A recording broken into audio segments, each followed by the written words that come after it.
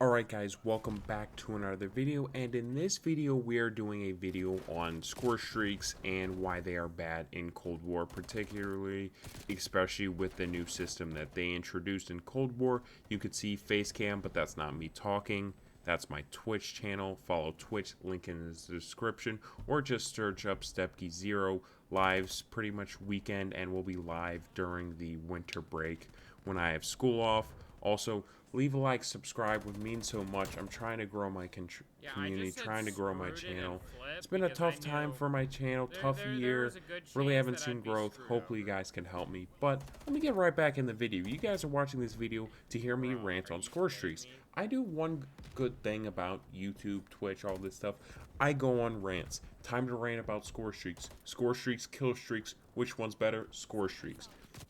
We had kill streaks last in Modern Warfare versus score streaks. Score streaks, in my opinion, are better. They give more of a chance for an objective-based player to be earning streaks and being rewarded for playing the objective, but it still isn't super easy to get some of the bigger streaks. And for more of the people who don't like playing the objective and just go for kills, score streaks rewards that just slightly a little bit less than it would in a kill streak system. That or just the score streaks take a little bit longer to actually achieve from game to game, but still it doesn't even out per se for the score streaks, kill streaks on how many kills you actually need, because in kill confirm they're 50. But the reason why this system, even though score streaks doesn't work, it doesn't reset on death.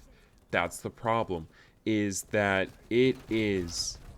your score streaks don't reset. So I could die 30 times, and I could die, that would have been a bad example, because I would have said I went on a 10 kill streak, but going on streaks gives you a better multiplier to get a said streak. So when you're going on a streak, you're earning those score streaks. So let's say to start a game, I go 8, 9, and 0. I'm getting your cruise missile, your UAVs, your war machines, all that stuff right away. Whereas there's some games where you might get, a 2 kill streak, then you get a kill, die.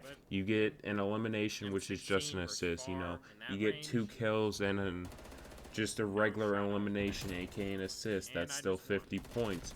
And you kind of do that for most of the game. You get a couple 4 streaks mixed in, and towards the end of the game, you earn a war machine, you earn a cruise missile. The problem is, at the ends of the games of TDM, Hardpoint, you're starting to see a lot more streaks being spammed in. Half times, midway through the second half, that's where all these score streaks and dominations start coming out. Even if somebody's not, really great statistically, they're still pulling out some of these crazy score streaks. It just becomes a score streak spam. There was one time in domination, first half, 35 and 10, something like that. I don't remember the exact number, but I was playing amazing. I was like, yo, I'm doing well. Then score streak spam happens the next second half, and I ended up 49 and 38.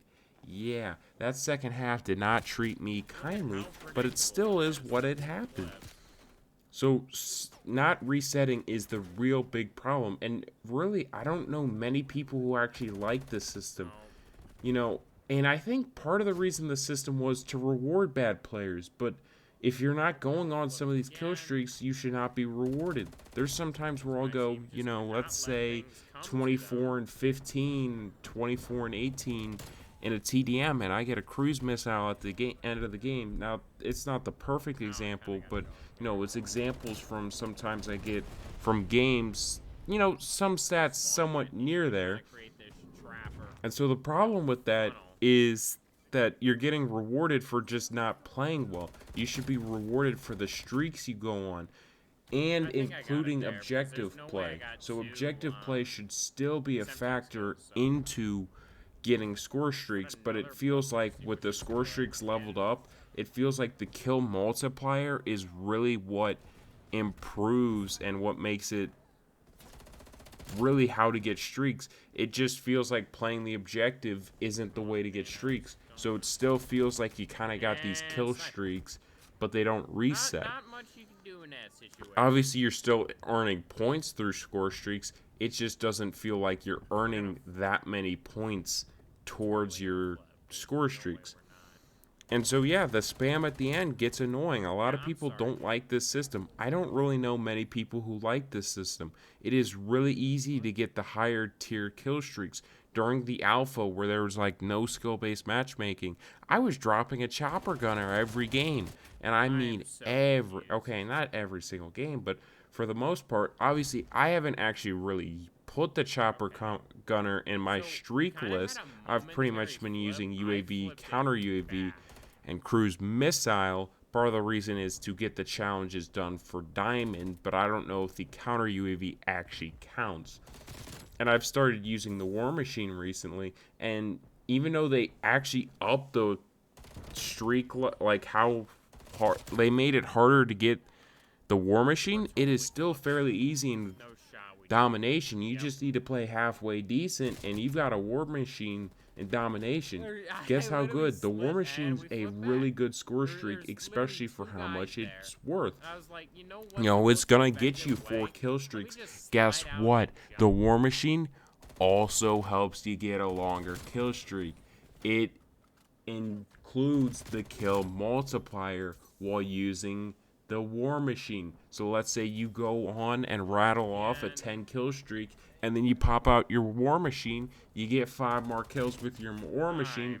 Ta-da! You've got your chopper gunner, you've got your VTOL, or almost have your VTOL. You almost have all those score streaks, and boom, you're fully streaked right away just from a war machine. That's how good the war machine is.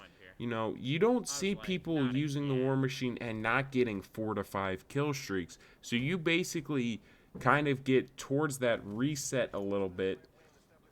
And obviously there's a cooldown for each one, but the cooldowns don't really affect it that much. The only time it really affects is how often you get UAVs.